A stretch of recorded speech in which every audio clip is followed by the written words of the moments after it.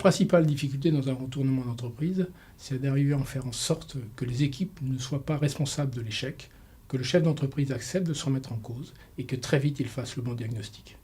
Pour nous, et au regard de notre expérience, vraiment la plus grande difficulté, c'est systématique, c'est le facteur humain. Également, c'est cette capacité à proposer un nouveau projet d'entreprise et à fédérer une équipe autour de ce projet d'entreprise. Il y aura 2 points pour moi qui sont clés dans cette analyse. C'est 1, trouver le bon manager. Le manager peut être en interne ou en externe, mais il faudra qu'il ait une vraie expertise sectorielle. Deuxième point, il faudra que ce manager, autour de son équipe de direction, arrive très vite à fédérer les salariés autour de ce projet. Pour moi, 2 mots-clés dans cette action, c'est 1, transparence, et 2, démontrer que le projet est complètement pérenne. C'est une question de gestion de temps. Une entreprise, par définition, inscrit ses actes dans un horizon beaucoup plus long. Pour une restructuration, il faut aller beaucoup plus rapidement. Il faut choisir les projets et les collaborateurs pour réaliser les objectifs dans un temps beaucoup plus rapide. Dans un retournement, le facteur humain est clé. Il s'agit, dès le départ, de retrouver la confiance des clients, de retrouver la confiance des fournisseurs et surtout d'arriver à recréer un esprit d'équipe. Ce qui est très important, c'est la capacité de motiver et remotiver les équipes. Pour faire cela, il faudrait comprendre l'aspect humain dynamique de la société et bien évidemment la culture de la société. Ce qui est important pendant un retournement, c'est pour toute l'équipe, il faudrait s'aligner sur un objectif commun.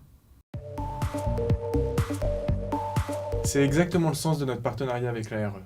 Dans un premier temps, une situation de restructuration, c'est l'occasion pour une entreprise de diagnostiquer ses faiblesses opérationnelles et de diagnostiquer les déséquilibres de son bilan. Et c'est d'ailleurs un de nos rôles essentiels dans les opérations de restructuration. Dans un deuxième temps, l'environnement donne des outils et des pratiques pour refinancer son bilan et pour repartir sur des bases plus saines en termes de modèle opérationnel et des bases qui sont de nature à engager la société auprès des tiers. Et c'est l'occasion notamment de permettre à l'entreprise de s'engager auprès de ses créanciers sur un plan de retournement. Je pense que les meilleurs exemples de cette opportunité qu'offre une situation de restructuration sont rassemblés, ce sont les lauréats du prix Ulysse que vous allez voir ce soir. Un retournement d'entreprise est une opportunité. Pourquoi ?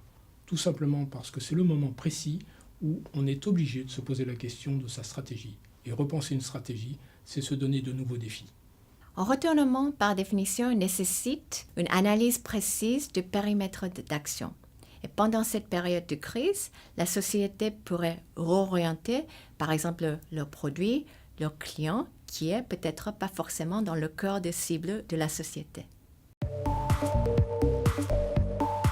Le retournement apporte avec lui sa part d'optimisme, mais pour autant il est important de poursuivre les efforts et de capitaliser sur les acquis et ce vécu obtenu pendant la période de crise, les outils de gestion, le suivi de la trésorerie, les bons réflexes dans l'ensemble. D'identifier et de communiquer de façon positive mais réaliste auprès des tiers, les clients, les fournisseurs et les salariés, de façon à rétablir la confiance dans l'entreprise après cette période un peu chaotique. Mais aussi d'identifier les projets qui deviendront les relais de croissance de cette entreprise à moyen terme, de façon à préparer dès maintenant l'avenir.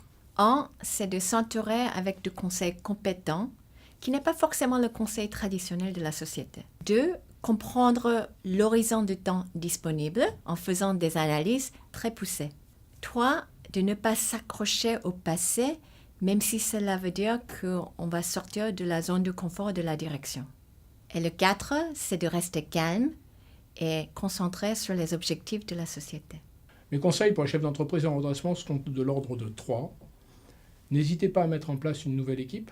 Le deuxième, c'est mettez en place de nouveaux indicateurs de pilotage. C'est important, votre entreprise change, vos indicateurs de pilotage doivent changer. Et le troisième conseil, prenez du plaisir.